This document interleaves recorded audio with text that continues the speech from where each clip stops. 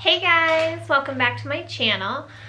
So last time we left off wondering if I was going to make it full term in my current pregnancy, and let's just jump right in and get started. I got to about 6.5 months pregnant, and I started having a lot of discomfort and was in a lot of pain. I was not sure if that was normal, so I did go into the hospital and they admitted me and started monitoring me and found out that I was having contractions about every 10 minutes. I was having a contraction, and since it was steady, they sent me home and told me that I just had to keep an eye on it, and if it got any closer than 10 minutes I needed to come back. So that went on for the entire rest of my pregnancy. And I want to say at about 8 months pregnant, I was in a lot of pain and ended up going back in to get monitored again because I thought that my water broke, but it just happened to be, TMI for any guys that are out there listening, that I had a really bad yeast infection, which is common in pregnancy. And so that can feel like you can have a lot of fluid with that, and that can feel like your water breaking. And it was to the point where it soaked what I was wearing, and at that point I was really scared because I was having contractions so early on, and they never died down, but they never got closer together. So I just thought, well, maybe it's time, maybe I'm going into labor early. And with all that we've been through and being high risk, I just assumed it's happening. So it was pretty scary, but I was glad that I made it to 8 months. So going in my mind that time, I did not at all expect them to tell me my contractions are still 10 minutes apart, but they're fine, and that it was just a yeast infection, a really bad yeast infection. So they don't like to give you the medicine for that, but they did give me the medicine because if you get an infection, it can transfer to the uterus and then cause you to go into labor. So they wanted to prevent that and keep baby in for as long as possible. So once they treated that, I will tell you, it was a world of difference. Probably in 2 days that I felt so much better. So much better. I am so glad that I went in. And it was the last thing that I expected it to be, and never making it that far in pregnancy before, I just in my mind assumed like this is normal or we're just in labor, you know. I never assumed that it would be something so minuscule as a yeast infection. So I'm definitely glad that we went in and got that figured out. All right. And after that, we started talking about setting a day to get induced. Sorry if you can hear my notepad. I always have it with me when I do my infertility videos because I just want to make sure that I go over everything with you because it was such a long journey and it is so much to cover, and I definitely want to fill you in on everything. So I do live, my husband and I, we live about an hour and 40 minutes from the hospital, and so we didn't know how the weather was going to be, how traffic was going to be. We were due in March, so we assumed the weather was going to be nasty and it was going to be a longer drive. So my doctor definitely wanted to be there with our history and just with everything considered. We decided to set an induction date. And so we set the day for March 14th. And we went in at 11 o'clock on March 13th. We actually had a snowstorm and it was bad. So we left early. They told us they could call, and depending on how many women were in labor, it could either get pushed back, or if they weren't busy at all, it could get pushed forward, but it was much more likely to get pushed back. So since it did snow, we drove about 40 minutes and then we stopped and we got something to eat, and I felt like my contractions were getting closer together and I started having severe back pain while we were eating. And I told my husband, I think I'm already in labor, and I'm like, I feel like I'm in active labor. And he was like, no. And I said, well, I would be happy if I was, because I can hear that induction and getting the Pitocin is miserable. So I was pretty nervous about getting the Pitocin, and I was just pretty, nervous about labor in itself. But I was definitely looking forward to meeting baby girl. Finally, there's just no words. I never thought that I would be pregnant, and I never thought that we would have a healthy baby, and to know that we were gonna meet her, in the next day was just unbelievable to both of us. And it still felt like a dream in that moment. I can remember thinking, I feel like I'm in active labor. Oh, this can't be real. Like, you know what I mean? It was just so crazy. And I even look at her to this day and think, no, like, you're my baby girl. This is just crazy. I am so blessed, so lucky. This is unreal. And so I love it. But back to labor. So they ended up calling us while we were eating, and we're like, can you be here in a half an hour? And we're like, oh, we're still about an hour and 15 minutes out, and we're in a bad snowstorm. Probably not, but we will leave now and we'll get there as soon as we can.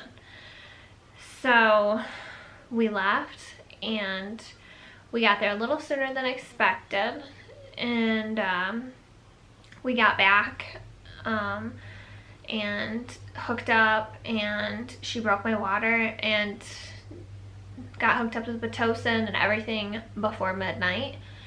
And she was only there until 7 in the morning, so she told me, we will have this baby here before 7 in the morning. If I have anything to do with it, that baby will be here soon. And I was just thinking, yeah, right. Like, you hear first labors go on for days, and with all the trouble we've had, I am definitely not expecting this to be a cakewalk. So I definitely was mentally prepared for a rough labor.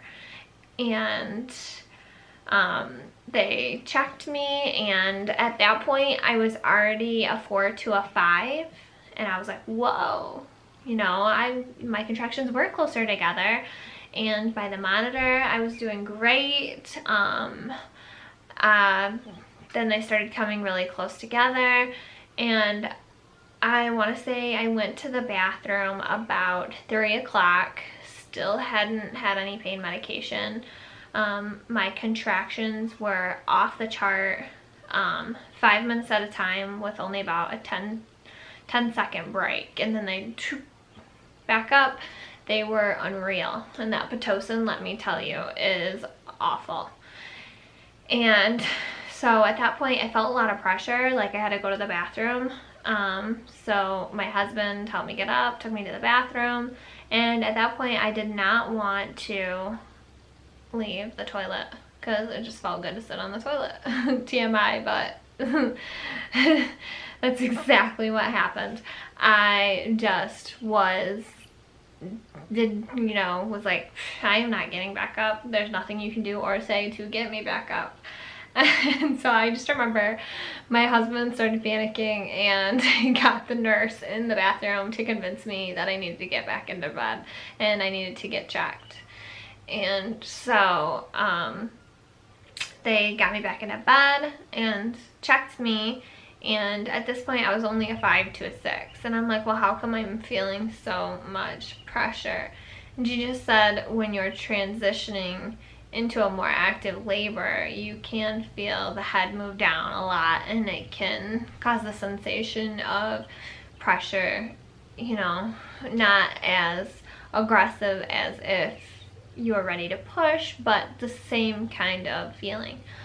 So I was definitely disappointed that I was only 5 to a 6, but then again, I was like, oh man, my doctor's gonna leave, so I was stressing out about that. I'm like, there's no way I'm gonna make it to a 10 before 7, and so I just was like, that's it. Like, I want the epidural. There's no harm in getting the epidural.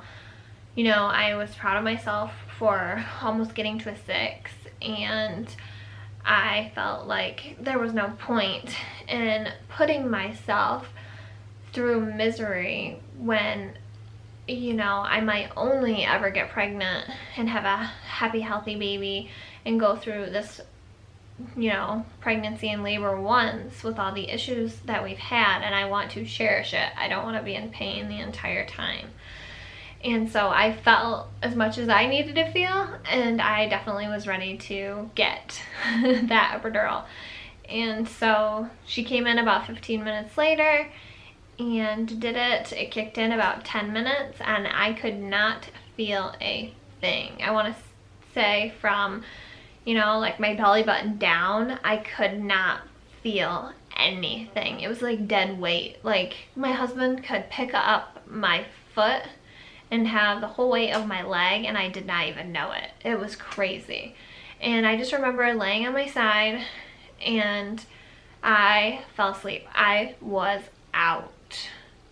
And nobody came in to check on me. And I remember waking up at like 5:30 and saying to my husband, I feel a lot of pressure. But then I fell back to sleep. And so it was just really crazy. I am so glad I got the epidural. And I think just a combination of the excitement, knowing that you're going in for the induction, you don't sleep the night before, then going in at midnight, and being pregnant, and all of it just hit me all at one time, and I needed to catch up on my Z's. And so labor was the perfect time, I guess. Worked out for me. And then I woke up again to the nurse coming in and saying the doctor will be in to check on you before she leaves. And I just remember I still couldn't feel anything, and I just was really sad, and I started to panic. Like, our doctor is leaving, and I don't know the other doctor that is coming on, you know, to take over, and I'm scared. And from the look on my husband's face, he didn't look any you know, he didn't feel any better than I felt. He was nervous too. So the doctor came in and she checked me, and she looked at me and said, are you ready to push? You're a 10. And I'm like, oh wow, I wonder if I've been a 10 since 5:30 when I woke up and said, woo, honey, I'm feeling a lot of pressure. But then I was just purely exhausted and fell back to sleep. And with the epidural, and as strong as it worked for me, I could not feel anything. They said her head was pretty low, and so I could have been a 10 for a while. And since I was laying on my side, just let me progress a little bit more. And with the epidural, sometimes you don't feel your contractions or anything and how strong they are, so you don't know how far along you are. And that's exactly what happened with me. So I was so excited. She said, if you can push, you know, and have this baby enter the world in the next 45 minutes, I will stay and deliver your little girl.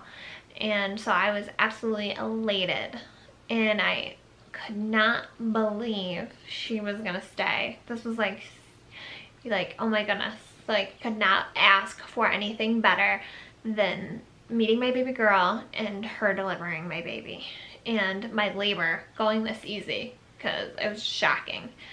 And so had difficulty getting her head to come out because she was stuck. They had to twist her and twist her neck a little bit.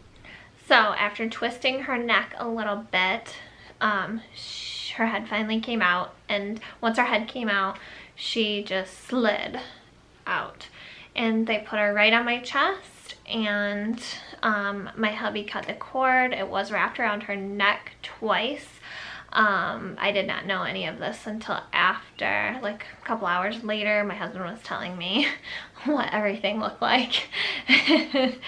And I did have a mirror, so when she was coming, I could see all of her hair, and it was just a really awesome experience. I could feel my contractions at that point and could tell them when I needed to push, which was awesome. But I was still numb enough to where if I tore, I would not be able to feel it. And I ended up having a 2nd-degree tear and having stitches on the inside and the outside, which was absolutely a horrible recovery. So I had a great labor and a horrible recovery. And so baby girl was born at 8:46 a.m. on March 14th, 2017. She was 8 pounds, 4 ounces, and 19.5 inches long. And she was just a short little chubby little thing. So cute, so cute. All right, so if you guys would like to join me again next week, we will talk about my recovery, and I hope to sit down with my husband and have him talk about our journey a little bit with you guys. All right, don't forget to subscribe. Talk to you soon.